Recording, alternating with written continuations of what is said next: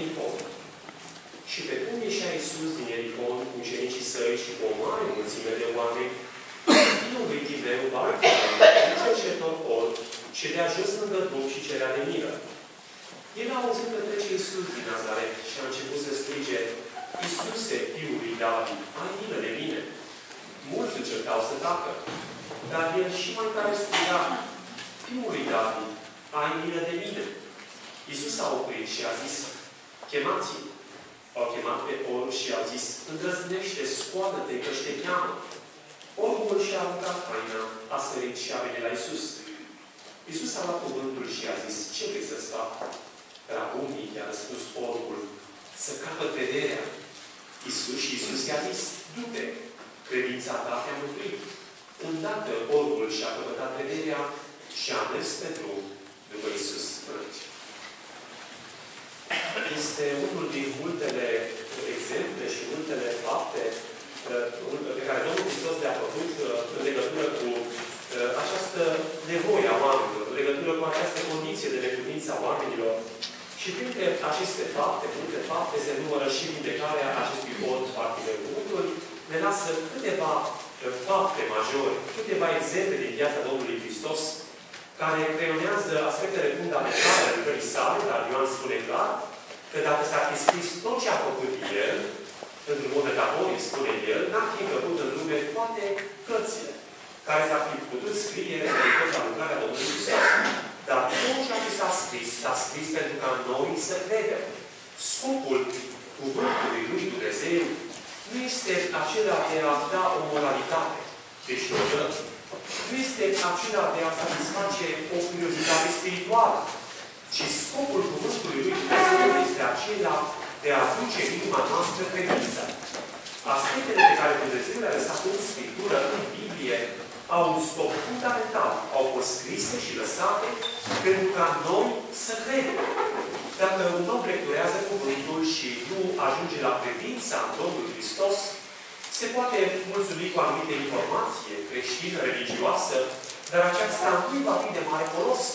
Pentru că scopul Scripturii este acela de a aduce în inima noastră credința în Domnul Hristos, dar nu o credință generală, o credință filozofică, ci o credință care se fundamentează pe jertfa Domnului Hristos, o credință care transformă viața și inima unui om. Cuvântul spune că Domnul Hristos era în Ierihon. Și în Ierihon era acest orb Bartimeu. În Ierihon Domnul Hristos se întâlnește pe de o parte cu Zacheu, care era un om bogat, era mai marele vameșilor. Era un om cu influență, un om important, era un om care făcea parte din elita acestui oraș Ierihon. Iar Domnul Hristos intră în casa acestui om Zacheu, disprețuit de ceilalți, pentru că era vameș, pentru că năpăstuia pe cei din jur, abuza de funcția sa și lua mai mult decât se cuvenea ca impozite de la ceilalți. Iar Domnul Hristos intră în casa acestui om și omul acesta se pocăiește de păcatul său, îl recunoaște pe Domnul Hristos ca mântuitor și este transformat, este mântuit prin puterea Domnului Hristos.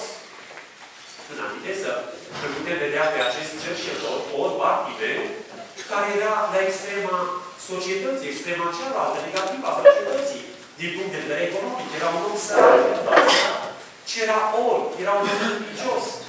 Iar Domnul Hristos se raportează la ambele extreme, atât la omul bogat, Zacheu, care avea nevoie de mântuire în viața lui, avea nevoie să-și îndrepte viața, să-L primească pe Domnul Hristos ca mântuitor al său, și se raportează deopotrivă la Bartimeu, un cercetor necăjit, care stătea lângă drum, cerea de milă, și acesta avea nevoie de intervenția lui Dumnezeu.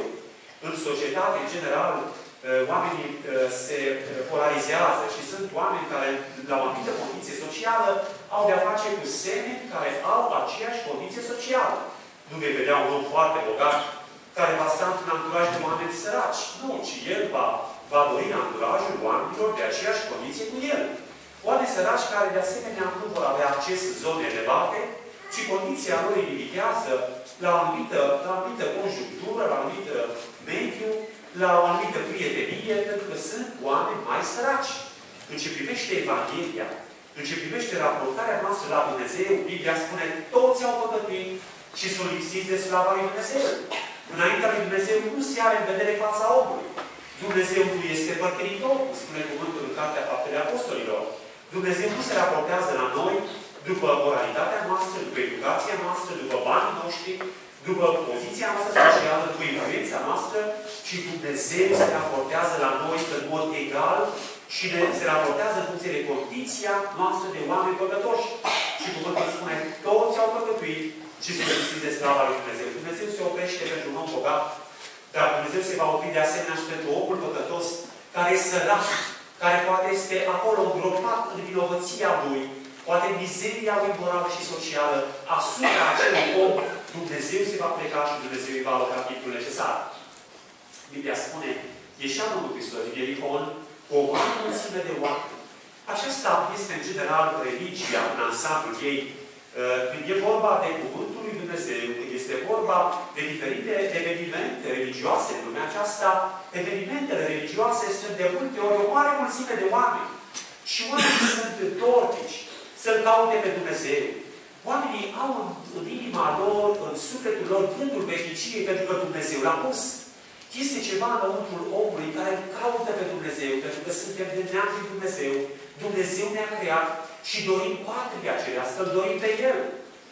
Dar cuvântul spune foarte clar că din această mare mulțime de oameni, puțini au fost aceia care au crezut cu adevărat în Domnul Hristos și care l-au primit ca Domn și Mântuitor în viață. Nu totul este să faci parte într-o mulțime care se strânge cu ocazia diferitelor momente religioase și să pleci mai departe în viața personală, uitându-L pe Dumnezeu și trăind așa cum îți place, ci Dumnezeu ne cheamă să ne atingem de El, să-L cunoaștem pe El, să înțelegem că El a murit pe crucea Golgotei pentru noi. A fost în momentul în care o femeie era bolnavă de 12 ani și căutase vindecare de la mulți doctori și niciun doctor n-a putut să o vindece.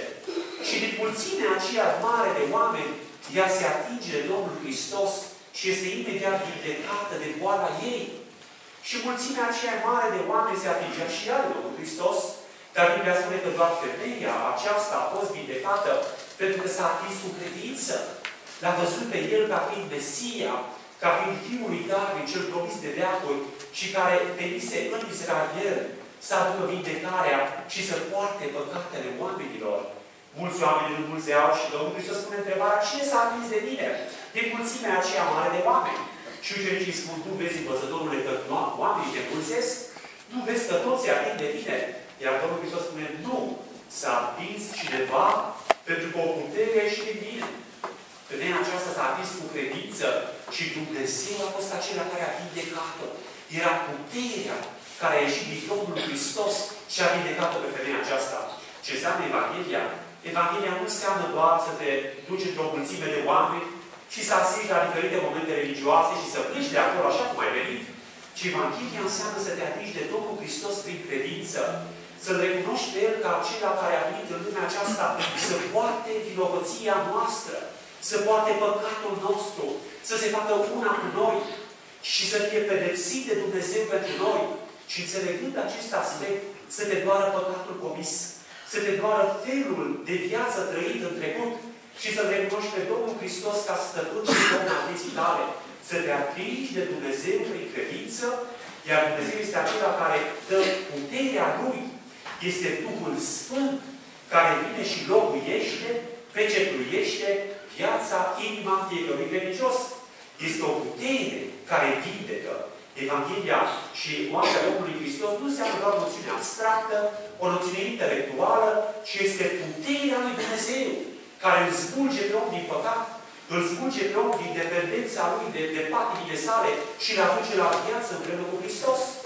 Apostolul Pavel spunea, mie nu e rușine de Evanghelia lui Hristos, pentru că este puterea lui Dumnezeu pentru mântuirea fiecăruia care crede, mântuirea iudeului și apoi a grecului. Ce este Evanghelia? Evanghelia înseamnă puterea lui Dumnezeu. Puterea lui Dumnezeu care mă izbăvește de păcat, mă izbăvește de o viață trăită în patimile personale și mă aduce la o viață nouă, o viață curată, o viață de sfințenie. Iată de ce spun acest aspect, Domnul Hristos în viața Lui a mers totdeauna cu multe puțini, dar dintre toți acești oameni, puțini au fost aceia care s-au atins prin credințe de Domnul Hristos și au primit vindecarea, au primit mântuirea din partea Domnului Hristos. Cuvântul spune că Domnul Hristos, după ce a ieșit din Ierihon, a mers spre Ierusalim și drumul său spre Ierusalim era drumul care avea să ducă spre Golgota. Momentul acesta în care Domnul Hristos se întâlnește cu Zacheu și cu Bartimeu a fost ultimul moment din viața acestor oameni în care au avut posibilitatea să-L cunoască pe Domnul Hristos. Dacă Zacheu nu ar fi beneficiat de acest moment și nu s-ar fi urcat în smochit să-L vadă pe el, și dacă Domnul Hristos nu ar fi intrat în casa lui Zacheu, ar fi putut rămâne în continuare un om în păcatul său. Dacă Domnul Hristos nu trecea pe lângă Bartimeu și Bartimeu nu striga, Iisuse, Fiul lui David, ai milă de mine, Bartimeu ar fi rămas în continuare un om orb. De ce? Pentru că Domnul Hristos avea să meargă pe drumul spre Golgota și nu avea să mai revină în Ierihon. Ce vreau să spun este acest mesaj al Evangheliei. Evanghelia nu este menită să fie amânată niciodată. Cuvântul spune, astăzi, dacă auziți glasul lui, nu vă împietriți inimile. Evanghelia, în general, este abordată de oameni ca pe o chestiune facultativă. Da, interesant, dar trebuie să faci lucrul acesta, trebuie să-L primești pe Domnul Hristos, trebuie să crezi, dar amână momentul acesta pentru mai târziu, altă dată. Voi face lucrul acesta altă dată. Și dacă nu mai am ziua de mâine, și dacă, știu eu, viața te împinge într-o ipostază de împietrire, de necredință și rămâne acolo imposibil să mai crezi în Dumnezeu, nu știi ce rezervă viitorul, de aceea cuvântul spune, astăzi, dacă auzi glasul lui, nu se pietri inima, ci-L primește pe Domnul Hristos ca Domn și Mântuitor. Cineva prezenta timpul vieții lui Iov, în mod metaforic, într-o broșură, și îl prezenta pe bebeluș care se juca cu jucăriile sale și în dreptul lui se spunea această remarcă, prea mic să se întoarcă la Dumnezeu. Mai târziu era prezent un adolescent care era fericit, care era împlinit, era în anturajul său de veselie și remarca pe care o menționa broșura aceasta era prea fericit, prea tânăr, să se întoarcă la Dumnezeu. Prezenta broșura aceasta ulterior, ipostaza unui om care era matur, îi mergeau toate bine, era un om al afacerilor, un om prosper, un om ocupat. Și remarca era aceasta, prea ocupat să se întoarcă la Dumnezeu. Și mai târziu era prezentat un om stabilit, un om necăjit, un om cocoșat, un om cu baston, un bătrânit. Și remarca era aceasta, prea bătrân să se întoarcă la Dumnezeu. Iar ulterior, finalul, era un mormânt, o cruce, și remarca, prea târziu să se întoarcă la Dumnezeu. Aceasta este amăgirea celui rău. Când este tânăr omul, el spune, sunt prea fericit. Vreau să gândui viață. Vreau să gândui o travă a păcatului. Vreau să mă desfătez împotriv la păcatul. El nu spune asta. Dar aceasta este realitatea. Și așa mai târziu omul este prea ocupat să vină la biserică, la adunare, prea ocupat să deschidă cuvântul, prea ocupat să caute pe Dumnezeu. Pentru că materia este aceea care îl capacitează, îi atrage toată atenția și canalizează toate resursele. Și când ajunge omul la pensie, vine și răcina celui rău și spune, păi acum să te întorci la Dumnezeu? Omul timp liber la pensie. Da. Și eventual ar putea face pasul acesta. Și vine și răcina celui rău. Ești prea bătrân. Toată viața ai trăit-o pe drumul păcatului. Toată viața ți-ai trăit-o în plăceri și acum să-i dai lui Dumnezeu resturile vieții tale. Dumnezeu te mai primește. Și este înșelăciunea aceasta. Și omul rămâne în păcatul său, iar când a pus mâinile pe piept, da, este prea târziu să te întorci la Dumnezeu. Dumnezeu primește pe orice om, fie că e bătrân, fie că este tânăr, fie că e adolescent, orice om care mărturisește înaintea lui Dumnezeu păcatul său și crede în inima sa că Dumnezeu l-a trimis pe Domnul Hristos ca Domn și Mântuitor și îl primește ca Mântuitor personal, Dumnezeu îl primește. Dar cuvântul spune foarte clar, Fiul omului pe pământ are putere să ierte păcatele. Cu alte cuvinte, câtă vreme trăiește omul în trup pe pământ, Domnul Hristos este și poate fi mântuitor pentru noi toți. Cuvântul prezintă acest adevăr și anume, omul a început să strige, Iisuse, Fiul lui David, ai milă de mine. Ce situație avea el? Vrea să vadă. Și Domnul Hristos se oprește și spune, chemați-l. Și îi pune o întrebare fundamentală. Ce vrei să-ți fac? Este paradoxal. Cum, Doamne, eu să dorm? Nu vezi că nu văd? Îmi mai pui întrebarea, ce vrei să-mi faci? Păi vreau să văd, Doamne, să capăt vederea. Dacă ar fi ca Dumnezeu să-i întrebe astăzi pe oameni, ce doriți? Ce vreți să vă dau? Mulți ar spune, Doamne, vreau să fiu un om bogat. Aceasta este prioritatea oamenilor, mai multă țărână. Vreau, Doamne, mai multă țărână. Și ce faci cu ea? O iei cu tine? Îți este cumva de folos? Nu! De cele mai multe ori țărâna, bogăția, te dezumanizează, te face insensibil față de cei din jur și de cele mai multe ori te trage în jos și te împiedică să-L cunoști pe Dumnezeu. Nu că ea firea mea însăși. Și de cele mai multe ori felul care o obții te transformă ca om, te depreciază ca om. Și iată, spuneam acest aspect, dacă Dumnezeu a fi să-i întrebe, Doamne, ce dorești? Mulți a spune, Doamne, vreau carieră. Doamne, vreau carieră, să fiu un om influent, să fiu un om care să am notorietate, să fiu o vedetă. Poate alții ar cere o slujbă mai bună, poate alții ar cere, știu, o soție, un cămin, o mașină, o casă și fiecare om în parte ar avea cererea lui proprie cu privire la ceea ce a găsit în fața lui Dumnezeu. Și Dumnezeu să întreabă ce vrei să-ți fac. Omul ăsta spune, Doamne, vreau să fac vederea.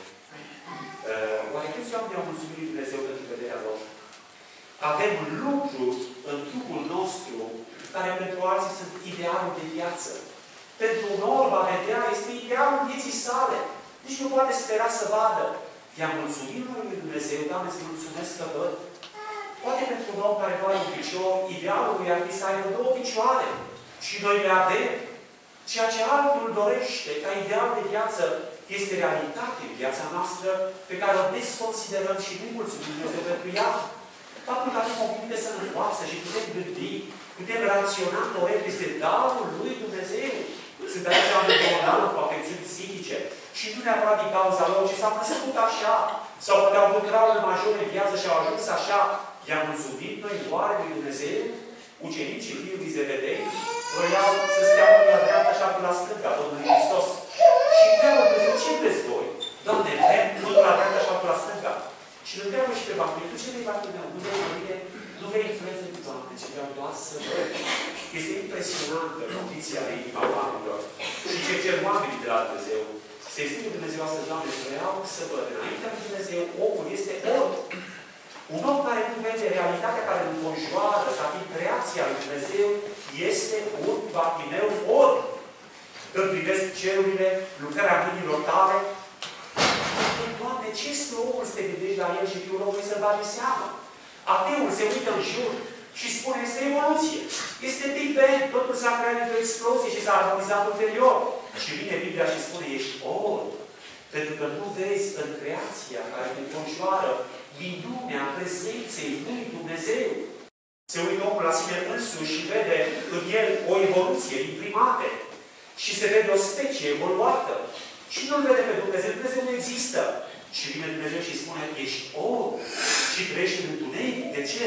Pentru că nu-L vezi pe Creator. Nu-L vezi în ființa ta atât de complexă, pe Dumnezeul Creator. Nu vezi natura complexă, diversitatea care te înconjoară, înțelepciunea, perfecțiunea, atât puternicia lui Dumnezeu, ești orb. Un om care se uită și sărbătorește Crăciunul cât de curând. Și vede în Crăciunul un brad, vede în Crăciun prilejul de a da niște cadouri, vede în Crăciun câteva zile libere și eventual o distracție și nu vede în Crăciun nașterea Domnului Hristos pe pământ care a venit să ia păcatele noastre, este un om orb. Biblia spune, îți face numele că trăiești, dar ești orb. Despătui să cumperi de la mine arifie pentru o doctorie. De ce? Ca să-ți ungi ochii și să vezi, Doamne, ce să văd, Doamne? Să vezi că atunci când oamenii sărbătoresc Crăciunul, în mod formal nașterea Domnului Hristos, sărbătoresc pe acela care a luat trup de om asemenea lor, dar fără păcat. Dumnezeu l-a trimis în lume pe Fiul Său ca să fie jertfa de ispășire pentru păcat.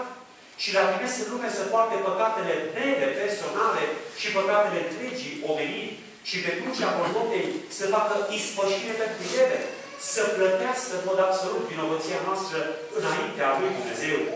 Orbul Bartimeu spune, Doamne, vreau să văd. Doamne, deschide ochii, asta vreau să văd. Și Domnul Hristos a fost acela care i-a deschis ochii. Oamenii se-și pun întrebarea, ce înseamnă să fii un om credincios? Ce înseamnă a fi creștin? Înseamnă a fi creștin să duci la biserică din când în când, înseamnă a fi creștin să te ferești de păcate mari, înseamnă a fi creștin să te mai rogi din când în când, să mai faci câte o faptă bună, să mai deschizi Biblia, ce înseamnă a fi creștin, să fii un om moral și religios? Nu. Biblia spune că a fi un om religios, creștin, înseamnă a fi o făptură nouă în Hristos. Cele vechi s-au dus. Ce înseamnă? Care e diferența între un om religios și un om necredincios? Între un om mântuit și un om nemântuit? Este diferența dintre un cadavru și un om viu. Sub aspect spiritual. Biblia spune în Efeseni, Apostolul Pavel spune, voi erați morți în greșelile și în păcatele voastre. Este condiția spirituală a omului înaintea lui Dumnezeu. Chiar dacă el merge, chiar dacă el își face afacerile sale, chiar dacă este aparent liber să facă tot ce vrea, înaintea lui Dumnezeu, omul acesta este mort. El nu are nicio putere să fie adus la viață. El nu are nicio putere el însuși să fie mântuit. Cine oare în lumea aceasta poate să aducă la viață un cadavru? Nu vorbesc de resuscitare, nu vorbesc de o moarte clinică, vorbesc de cadavru. Domnul Hristos n-a înviat pe Lazar. Ce om poate să învieze un mort? Absolut nimeni. Biblia spune că pe plan spiritual aceasta este lucrarea Evangheliei. Dumnezeu, prin Domnul Hristos, ne aduce la viață. Voi erați morți în păcate și fără de lege. Este nevoie de puterea lui Dumnezeu. Este nevoie de credința în Domnul Hristos, care ne aduce la viață împreună cu Hristos, care ne mântuiește împreună cu Domnul Hristos. Spun acest aspect pentru că orice intenție a omului, orice, presupunere a omului de a-și ierta păcatele prin faptele sale, este o nebunie. Pentru că Biblia spune, nu prin fapte, ca să nu se laude nimeni. Mântuirea lui Dumnezeu nu este prin fapte, ci este prin credință, dar o credință care plânge pentru păcatul ei, care plânge pentru trecutul ei, îl recunoaște pe Domnul Hristos ca acela care a murit pe crucea Golgotei în locul lui și un astfel de om începe o viață nouă. Subliniez acest aspect pentru că, într-adevăr, a fi un om mântuit este diferența dintre moarte și viață. Ce înseamnă să fii un om mort? Înseamnă ca Dumnezeu să-ți vorbească și tu să nu auzi. Mortul aude el ceva, n-aude nimic. Dumnezeu îi spune omului, nu este bine ceea ce faci, trăiești în păcat. Fie că este vorba de imoralitate, fie că este vorba de droguri, fie că este vorba de anturaje păcătoase, fie că este vorba de fel și fel de patii care nu l-au pe Dumnezeu în mijlocul lor. Ești, Dumnezeu îmi spune, nu e bine, e păcat. Și omul spune, nu, e bine, este felul meu de viață, ești mort. Pentru că nu înțelegi mesajul lui Dumnezeu. Nu înțelegi glasul lui Dumnezeu, nu-l auzi, pentru că ești mort spiritual. De aceea, Evanghelia spune foarte clar că noi prin Domnul Hristos am fost aduși din moarte la viață împreună cu El, pentru că era morți în păcatele și în fără de legile noastre.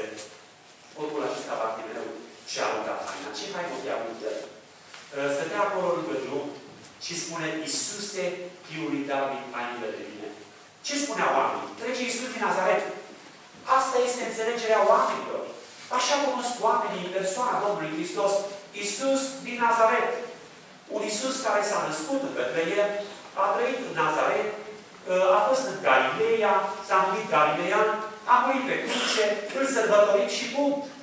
Omul acesta nu vede doar acest raport general, ci vede divinitatea Domnului Hristos. Nu trece Iisus din Nazaret, ci spune el, Iisus e Fiul lui David, ai milă de mine. Ce vede Domnul Hristos? Cine zic oamenii că sunt eu? Pentru mulți Domnul Hristos era fie Ilie, fie Ieremia, fie unul dintre proroci, dar Petru spune foarte clar că ești Hristosul, Fiul Dumnezeului celui viu. Cine este Domnul Iisus Hristos? El este Fiul Dumnezeului celui viu, care a venit în lumea aceasta și pentru că ne-a iubit și a dat viața la preț de răscumpărare pentru noi. Și omul este chemat la rândul său să-și predea viața Domnului Hristos.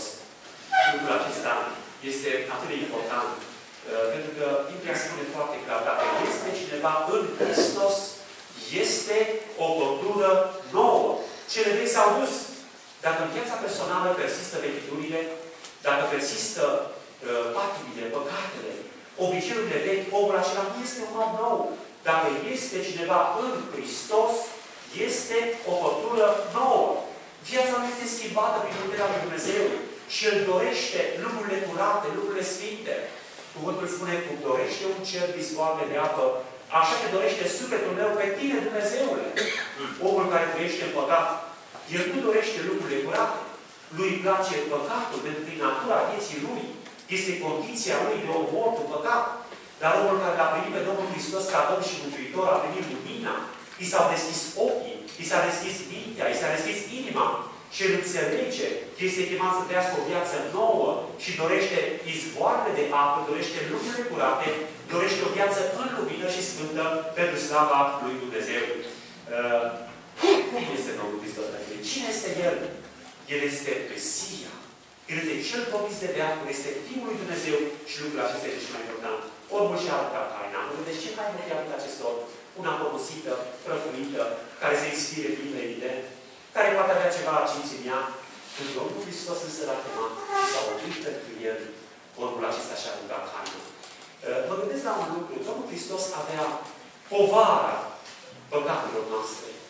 El știa că trebuia să fie mielul de jertfa lui Dumnezeu. Știa că trebuie să meargă spre Ierusalim. Și acolo avea să fie batjocărit, avea să fie scuipat, avea să fie biciuit, avea să fie răstignit și disprețuit de aleșii de Israel. În tot acest ansamblu complex care se contura înaintea sa, mai avea el timp să se oprească pentru un cerșetor. Și totuși el se oprește pentru un cerșetor. Și omul, în inichicia lui, omul, care este atât de finit și atât de efemer, el nu are timp să se oprească pentru Dumnezeu. Ce paradox! Opriți-vă și să știți că eu sunt Dumnezeu, eu stăpânesc peste neamuri. Nu este un favor care îi face lui Dumnezeu atunci când îi alocăm timp din viața noastră, ci este datoria noastră ca oameni să mă opresc din iureșul vieții mele, să mă opresc din nebunia vieții mele, din păcatele mele și să mă uit înaintea crucii, să văd pe Golgota pe Domnul Hristos care s-a oprit El pentru mine din drumul Său cel veșnic și pe crucea Golgotei și-a dat viața ca preț de răscumpărare pentru mine. Opriți-vă! Este imperativul lui Dumnezeu și priviți-l pe Domnul Hristos ca mântuitor al vieții personale. Și-a arătat haina.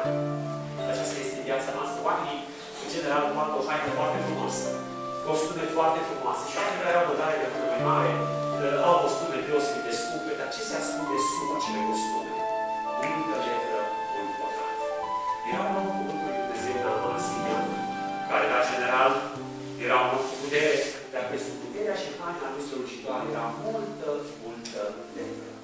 Ce ascunde viața noastră? Ne putem ascunde de oameni. Oamenii nu cunosc păcatul vieții noastre, pentru că sunt ființe limitate. Dar nu ne putem ascunde de Dumnezeu, care are ochii ca para focului. Putem să avem, știu eu, ce reputație, ce mașini să conduce, ce case să avem, ce haine strălucitoare să avem. Dumnezeu vede dincolo de acestea, vede letra din inima noastră, vede păcatul vieții noastre și pe acesta îl condamnă în judecă. Plata păcatului este moarte. Nu o spunem noi, ci o spune Dumnezeu care este sfânt, care este drept. Și pentru că este sfânt și drept, și pentru că ne iubește, tocmai de aceea l-a dat la moarte pe Domnul Hristos, ca să fie El făcut păcat pentru noi, să fie El lovit cu moartea pentru noi și noi să fim răscumpărați. Biblia spune că Domnul Hristos a murit și a înviat, pentru ca cei ce trăiesc să nu mai trăiască pentru ei înșiși, ci pentru acela care a murit și a înviat pentru ei.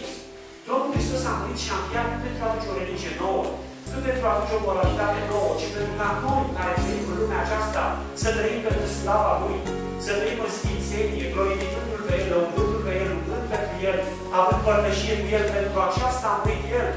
Iar dacă viața noastră nu este așa, înseamnă că moartea Lui n-a avut nicio influență în viața noastră și n-a avut niciun beneficiu din ea. Omul și-a arătat haina. Fiul disipitor de se întoarce acasă la tatăl său, după ce a cheltuit toată averea tatălui său, avea o haină folosită și tatăl a arătat haina aia. Și a dat haina cea mai bună. Dumnezeu o bună superlativă pentru viața noastră. Lucrurile de valoare care merită trăite în viață, Dumnezeu le dă cu păcatul. Este acest miraj al păcatului, este șerăciunea păcatului, care se conturează ca ceva strălucitor, atractiv, benefic, și în realitate lasă un suflet devastat, pustit, și lasă în capul morții, cum era o minioară omul căzut de har în pilda samariteanului prostit. Dumnezeu ne oferă cele mai bune lucruri din Domnul Hristos și vrea spune El care ne-a acuzat pe singurul Său Fiu și l-a dat la moarte pentru noi, Domnul ne va da împreună cu El toate lucrurile. Să înțelegi că poți să ai cu Domnul Hristos totul. Oamenii vor să aibă totul, fără El nu se poate așa ceva. Lucrurile reale, veșnice, nu materia, se obțin împreună cu El. Când El locuiește în inima noastră prin credință, Dumnezeu de toate lucrurile împreună cu El. Și o figură de încheiere, sublinierea acest aspect. Aruncați haina aceasta, o haină folosită, o haină a păcatului, și Dumnezeu ne va îmbrăca cu Domnul Iisus Hristos. Ne va îmbrăca cu omul cel nou, ne va îmbrăca de neprihănirea Lui. Și când se va uita la viața noastră, va vedea neprihănirea Domnului Hristos, va vedea sfințenia Domnului Hristos, pentru că acestea ne sunt transferate atunci când am crezut în El ca Domn și Mântuitor al vieții noastre. Lucrul acesta este fundamental pentru viața noastră și lucrul acesta îl dorim pentru toți. Cuvântul spune că acest orb a mers pe drumul împreună cu Domnul Hristos. Întrebarea este aceasta: pe drumul pe care merg eu, este Domnul Hristos prezent? Când mă duc la discotecă și spun că sunt creștin, este Domnul Hristos cu mine la discotecă? Credinciosul se remarcă că merge pe drum împreună cu Domnul Hristos. Când mă duc în bar, când fumez, când poate și eu să ce chef doresc și știu eu ce vorbe nesăbuite spun împreună cu prietenii. Îmi pun întrebarea: este Domnul Hristos prezent împreună cu mine? El este omniprezent prin natura sa, dar nu este prezent părtaș și împreună cu mine la lucrarea aceea. Și eu spun că sunt creștin. Nu ești creștin. Când poate ești un om imoral și spune că ești creștin și te duci când și mai mărturisești păcatul și revii la media practică, este oare Domnul Hristos împreună cu mine? Atunci nu este. Biblia spune: omul mântuit merge împreună cu Domnul Hristos. Și aceasta este regula fundamentală a vieții noastre. Credincioasă tot acest aspect. Apostolul Pavel spune: Dumnezeu era în Hristos, împăcând lumea cu sine, neținându-le în socoteală păcatele lor. Dumnezeu era în Hristos, împăcând lumea cu sine. Vrei să te faci cu Dumnezeu, care este Creatorul nostru, doar într-o singură persoană, Domnul Hristos. În El îl întâlnești pe Dumnezeu, în jertfa Lui, Dumnezeu și omul la pace. Nu religie, nu moralitate, nu educație, nu datii. Dumnezeu era în Hristos împăcând lumea cu sine. Cine este în Hristos, îl are pe Dumnezeu și are pace cu Dumnezeu prin sângele crucii. Dumnezeu să vă ajute. De aceea, care nu sunt lucrul acesta, încă să aveți pace, să faceți pace cu Dumnezeu numai prin credința în sângele Domnului Hristos. Amin. Amin. Amin.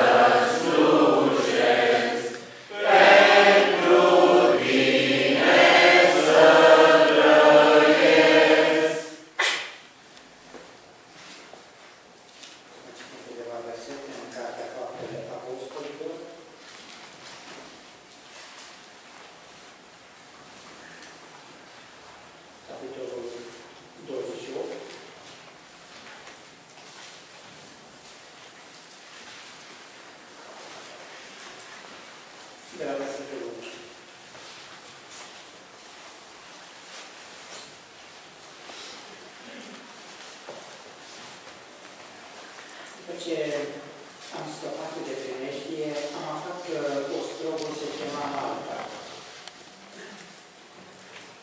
Barbarii ne-au arătat o bunăvoință puțin obișnuită. Ne-au primit pe toți la un foc mare, pe care îl aprinseseră din pricină că ploua și se lăsase un frig mare. Pavel strânsese o grămadă de mărăcini și pusese pe foc. Până când a ieșit afară din pricina căldurii și s-a lipit de mâna lui. Barbarii, când au văzut înăpâlca spânzurată de mâna lui, au zis unii către alții: cu adevărat, omul acesta este un ucigaș, căci dreptatea nu vrea să-l lase să trăiască, măcar că a fost scăpat din mare. Pavel a scuturat înăpâlca în foc și n-a simțit niciun rău. Oamenii aceia se așteptau să-l vadă umflându-se sau căzând deodată în moment. Dar după ce au așteptat mult și au văzut că nu se întâmplă nimic, niciun rău, și-au schimbat părerea și ziceau că este un zeu. În împrejurim era o moșire mai mare lui ostrovului numit Publius. El ne-a primit și ne-a ospătat cu cea mai mare bunăvoință 3 zile.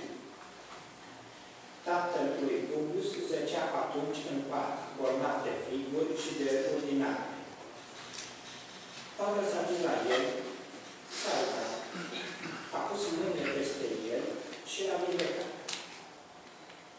Atunci au venit și ceilalți bolnavi din ostrovul acela și au fost vindecați. Mi s-a dat mare cinste și la plecarea noastră cu corabia ne-au dat tot ce ne trebuia pentru drum.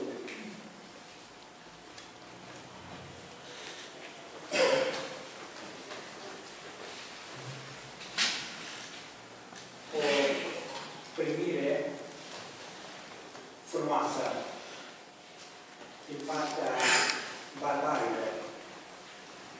Are parte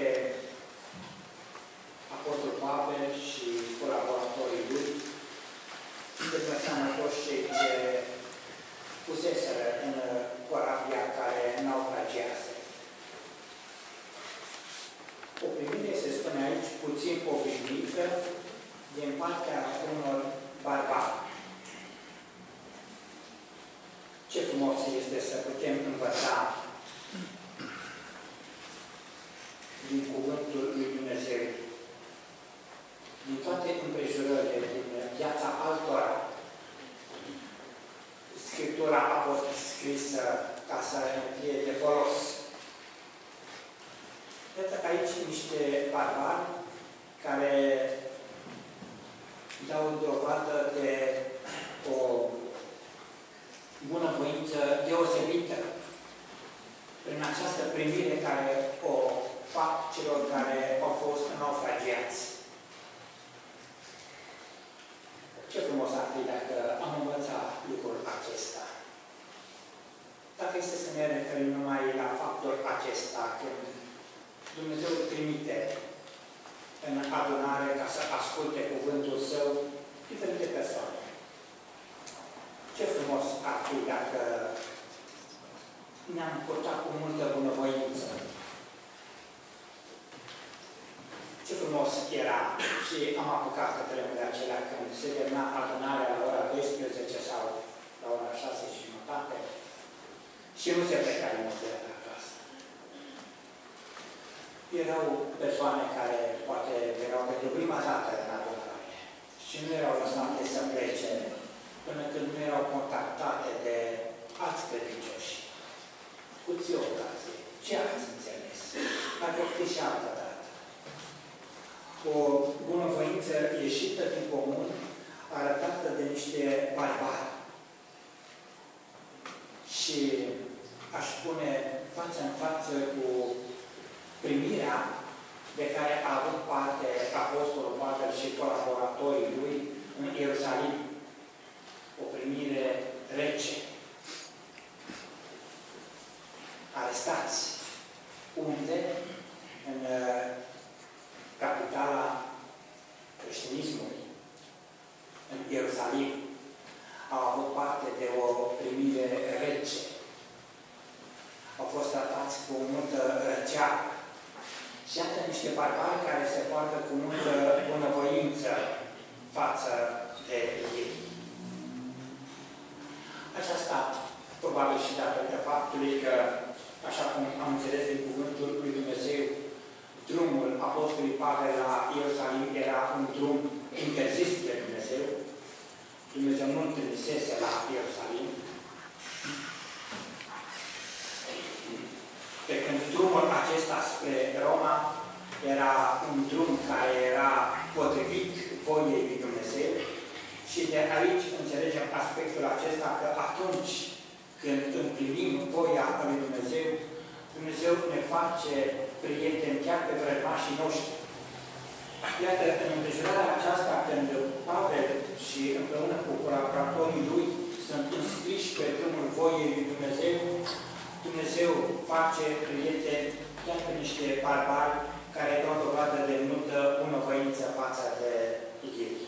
La Ierusalim, în mijlocul iudeilor, în mijlocul celor de neamul lui, are parte de necazuri, are parte de suferință, are parte de împotrivire.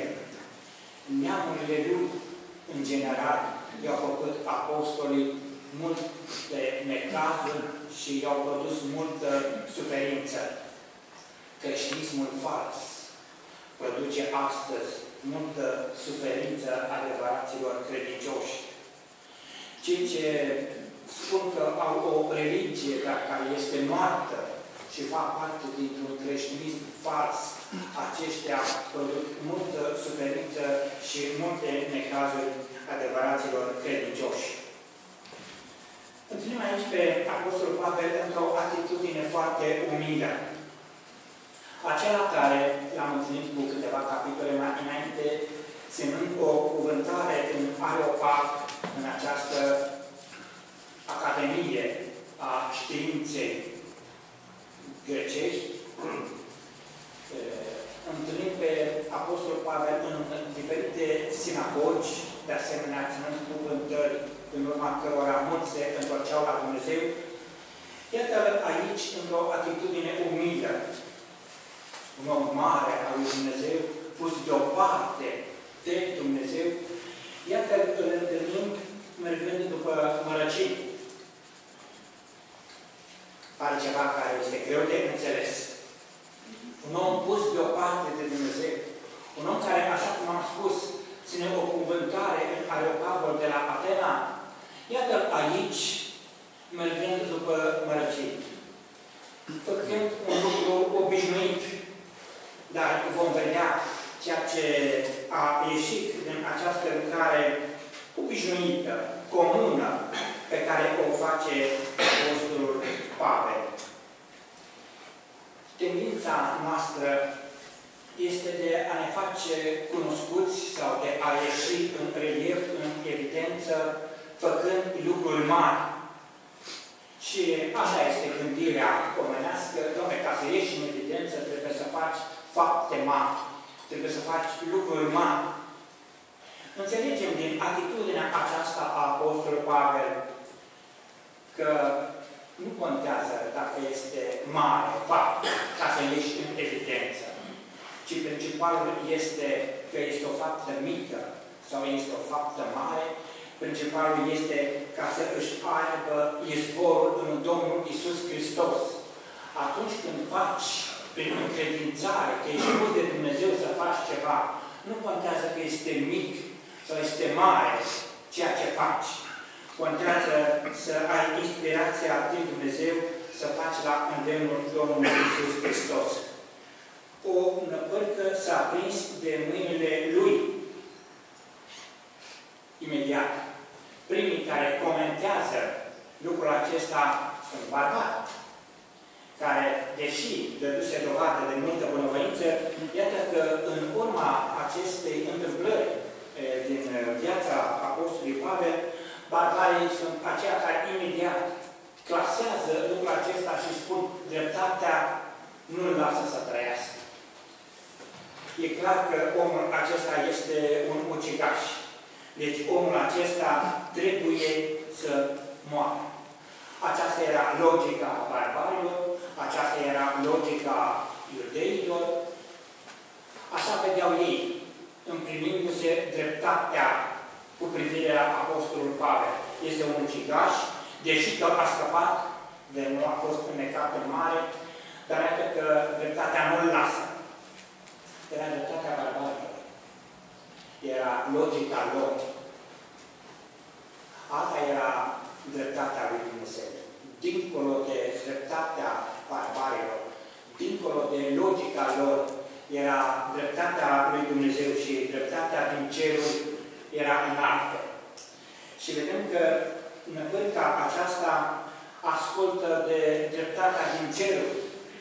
Ea nu împlinește logica barbarilor, ea nu împlinește dreptatea barbarilor, ci vedem că această năpârcă, împlinind dreptatea din ceruri, este aruncat Daniel în groapa cu lei.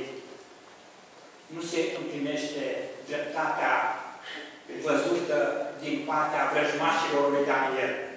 Și vedem împlinită dreptatea lui Dumnezeu. Și Dumnezeu este acela care închide turile leilor. Ce bine ar fi dacă nu ne-am grăbit în anumite postaze de viață să dăm curs la logica noastră, la înțelegerea noastră asupra anumitor împrejurări care se produc fie în viața noastră, fie în viețile semenilor noștri. Și să lăsăm să se manifeste, așa cum vom vedea în situația aceasta, dreptatea lui Dumnezeu. Apostolul Pavel merge după mărăcii. Erau peste 270 de aici acolo. Câtă căldură să facă în brațe de mărăcini? Logic, nu avea niciun rost să se ducă după mărăcini. Câtă căldură să facă un braț de mărăcini când acolo erau peste 270 de aici? Logic, nu avea rost. Însă Apostolul Pavel nu acționează potrivit logicii, ci Apostolul Pavel acționează potrivit credinței. El lasă deoparte comoditatea și face ceea ce primește îndemn din partea lui Dumnezeu și poți să primești îndemnul din partea lui Dumnezeu în anumite situații numai atunci când ai o strânsă legătură și o bună părtășie cu Dumnezeu. Și iată pe apostol că dă deoparte comoditatea și el se duce după Dumnezeu. Comoditatea noastră împiedică de multe ori pe Dumnezeu ca să facă minuni mari. Suntem prea comozi ca să ne așezăm la dispoziția lui Dumnezeu, indiferent că este vorba de o faptă mare sau de o faptă mică. Așa cum am spus, comoditatea noastră împiedică pe Dumnezeu ca să scoată lucruri deosebite și să facă minuni deosebite prin noi. Este o faptă, așa cum am spus, care pare a fi inutilă. Ce vă stare să faci lucrul acesta? Dar dacă el a primit îndemnul acesta din partea lui Dumnezeu, el aceasta face. Și iată ce iese din lucrarea aceasta așa de măruntă, că s-a dus să strângă niște mărăcini. În mărăcinea aceea era, așa cum am înțeles, o năpârcă. Mărăcinea aceea, aruncați pe foc, aruncați în foc, face ca să iasă năpârca afară. Nu ar fi avut loc celelalte minuni care le-am întâlnit descrise în contextul acesta, dar că nu se ducea apostolul după mărăcini. Năpârca totdeauna se află în mărăcini. Acolo unde găsești Duhul acesta de a înțepa, de a răni, de a zbâria. Acolo este o năpârcă. Și ea are menirea aceasta să muște, să distrugă, să omoare. Numai când mărăcinii sunt aruncați în foc, atunci îi se la iară năpârcă. Ce lucrare făcută și pornită de la un gest mărunt pe care îl face Apostolul Pavel. Ce liniștit este el. Spune că Pavel a scuturat în vârca în foc și nu i s-a întâmplat niciun rău. Ce liniștit. Nu vedem pe Apostolul Pavel zbătându-se, făcând vreun gest, poate care l-am fi făcut noi, de teamă, de frică, de groază. Liniștit. A scuturat în vârca în foc, fiind liniștit. Se citea din Epistola lui Iacov niște versete și tot el este acela care spune: arată faptele tale din credința ta.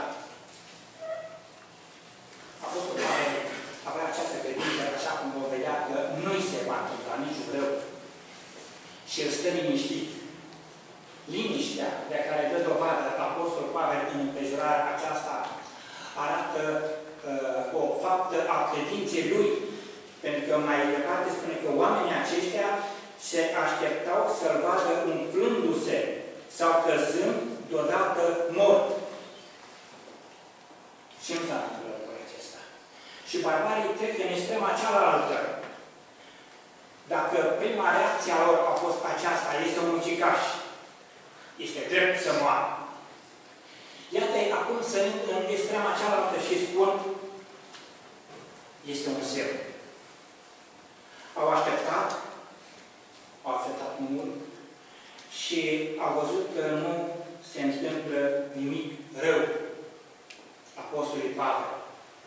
Are loc în momentul acesta sfidarea credinței adusă acelora care își arătau dreptatea lor. Apostolul Pavel știa clar că cel trebuie să ajungă la Roma. Dumnezeu îi spusese clar: vei ajunge în fața împăraților. El știa clar lucrul acesta și el credea lucrul acesta. Tocmai de aceea el stă liniștit. Nu am cum să mor, pentru că Dumnezeu mi-a promis că voi ajunge la Roma. Ce mult este, așa cum s-a citit, să știm cuvântul lui Dumnezeu, dar nu numai atât. Să și credem cuvântul lui Dumnezeu.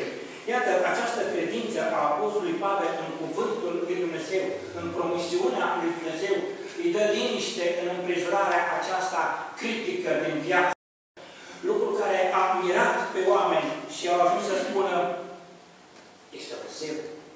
Nu se poate altfel. Orice om normal ar fi murit în situația aceasta. Ce frumos are Apostolul Pavel ocazia aceasta de a fi apărat de dreptatea lui Dumnezeu împotriva dreptății barbarilor. Iată pe Dumnezeu cum vine în apărarea Lui și dă la o parte dreptatea barbarilor, dreptatea oamenilor.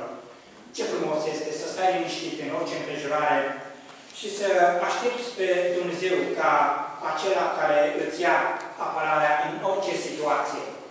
Am întâlnit-o pe femeia aceea păcătoasă care stă la picioarele Domnului Hristos și unge picioarele Lui, și pe Simon care râde de ea și râde și de Domnul Hristos.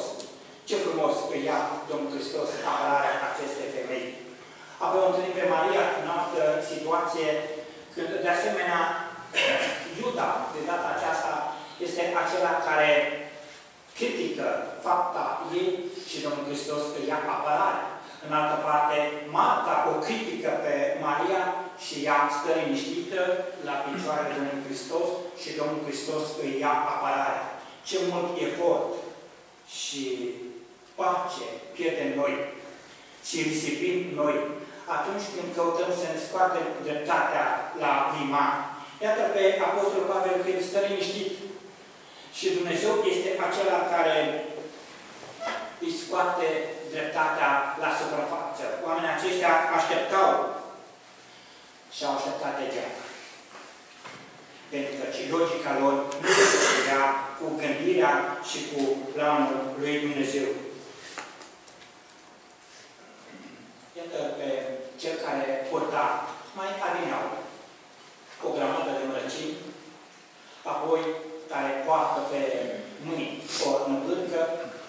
Iată-l acum, purtând această aureolă.